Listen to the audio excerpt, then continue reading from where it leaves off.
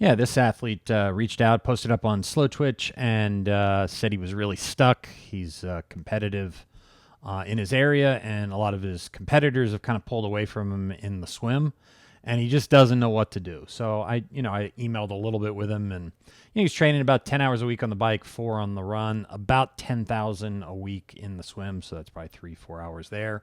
So we're looking at about 18 hours of total training a week. You can see he's kicking a lot for only training 10,000 a week. And then you can see how, he really overextends out in the front. And the whole thing looks a little robotic, almost like he's kind of stuck.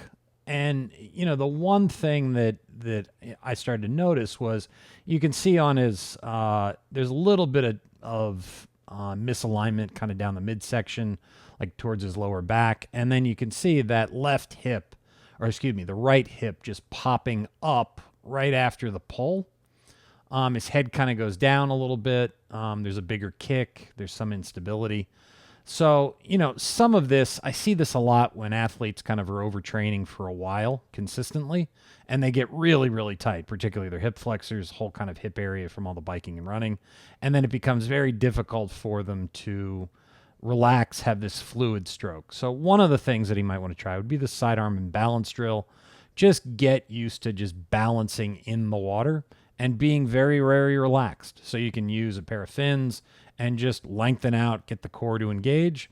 The other thing would be just a fingertip drag drill. So all you're trying to do is just, let those fingertips drag across the surface of the water.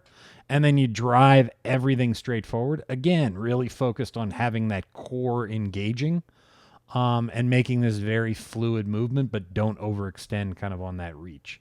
So then you can just let the hand kind of fall into the water. So as always, thank you for tuning in. Please like, share, comment, subscribe, and I hope to see you in the pool soon.